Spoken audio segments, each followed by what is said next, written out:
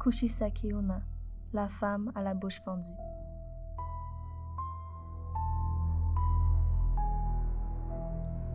Japon 1970.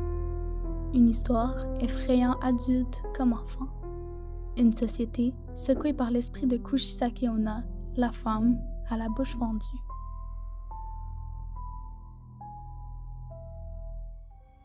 L'origine. Issue de la mythologie japonaise, la légende de Kushisake Onna s'amorce il y a des centaines d'années. Néanmoins, elle connut son apogée que tout récemment, dans les années 70, instaurant une psychose générale. Étonnamment, elle fut seulement considérée comme une légende urbaine à partir des années 1990. Toutefois, le 17 janvier 1995, Kobe, un séisme de magnitude 7.3 ayant provoqué près de 6500 victimes, mit la légende de la femme à la bouche fendue aux oublis. Grâce au développement technologique, cette légende urbaine d'horreur connut une seconde fois un gain de popularité, surtout auprès des jeunes. La légende. Il y a des siècles, une femme d'une beauté exceptionnelle devint la concubine d'un samouraï. Cette demoiselle alla demander au jeune homme s'il la trouvait jolie. Évidemment, il l'affirmait. Cette beauté suscitait la colère de son mari. Jaloux de l'admiration qu'elle recevait, il ne pouvait supporter qu'on la trouve belle.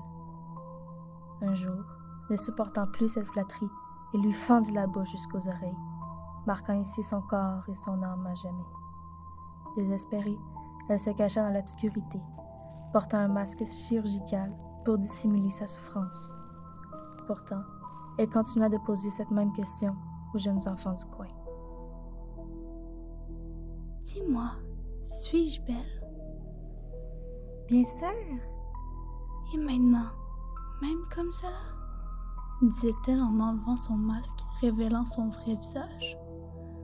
Quelle que soit la réponse de l'enfant, sa colère se déverserait sur ces pauvres individus innocents.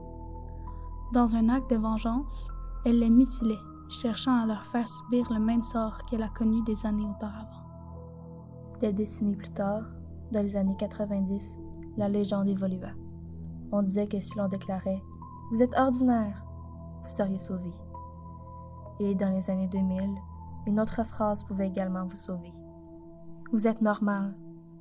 Ces mots offraient une chance de fuir, permettant de s'échapper de son emprise.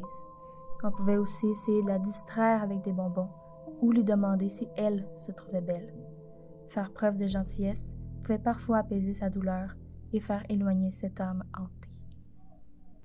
Dans le monde moderne, les légendes urbaines numériques connaissent une transformation fascinante. Lorsqu'elles circulent, deux tendances émergent. Soit elle reste fidèle à l'original, soit elle subit des modifications radicales. Dans le cas de la transmission orale, la mémoire joue un rôle clé. En revanche, en ligne, il est facile de modifier une histoire instantanément. De plus, lorsqu'elle traverse les frontières, ces légendes s'ajustent pour s'adapter à la culture locale. Cependant, elles continuent de hanter les esprits, rappelant que la beauté peut être à la fois un don et une malédiction.